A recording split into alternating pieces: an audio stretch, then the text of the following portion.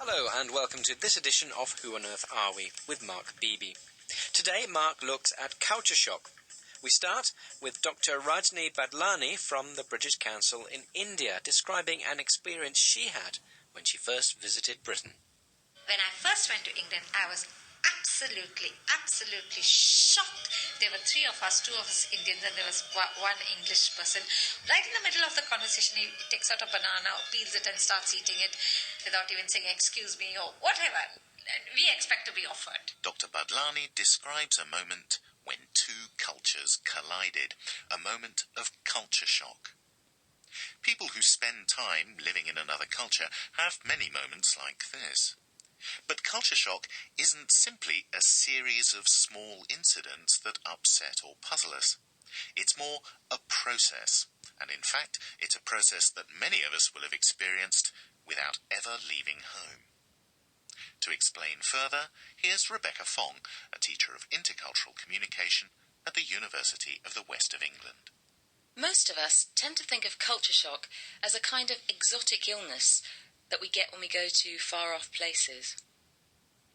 But actually, it's not just related to far-off places. It's extremely similar to something that we go through whenever we face any kind of change in our lives or any kind of transition. We're constantly having to deal with the kinds of changes that come with different stages of personal development and different events in your life, like moving house or getting a new job or divorce or bereavement. And all of these things involve us giving up something that we were familiar with and trying to adjust and adapt to something new.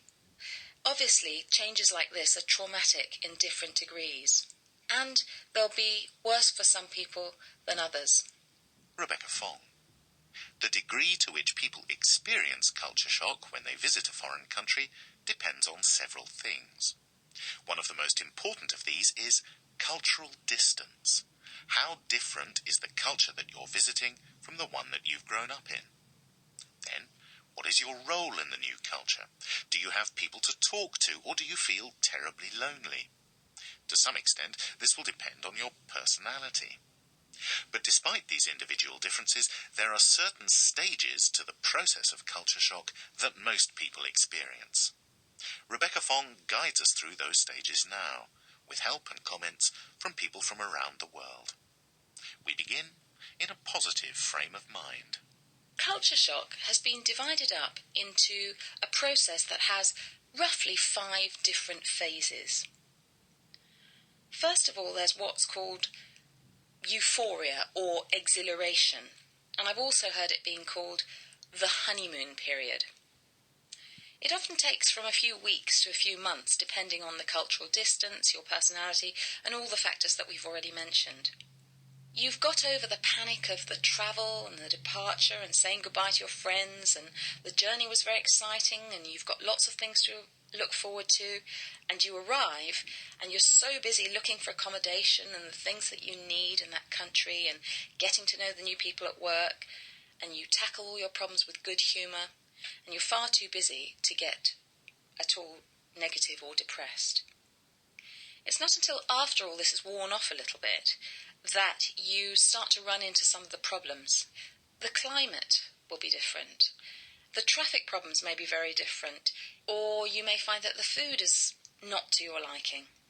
When I was about 18, my aim was to go abroad to study. I decided to come to London. When I first arrived, I was only probably around 19. What surprised me was the journey from the airport. It was drizzling. It was middle of October. I was in a bus. I was looking at the dark rooftops. It all seemed very, very strange. But soon enough, I managed to find my ground. I managed to find a place to live in and go and start working in the city of London. Now, the interesting thing is that I didn't know that I was that different, which is so obvious now. But at the time, somehow, the issue of race was not an issue that I'd ever confronted in my life. So I think this would happen to people who move from one racial group or culture to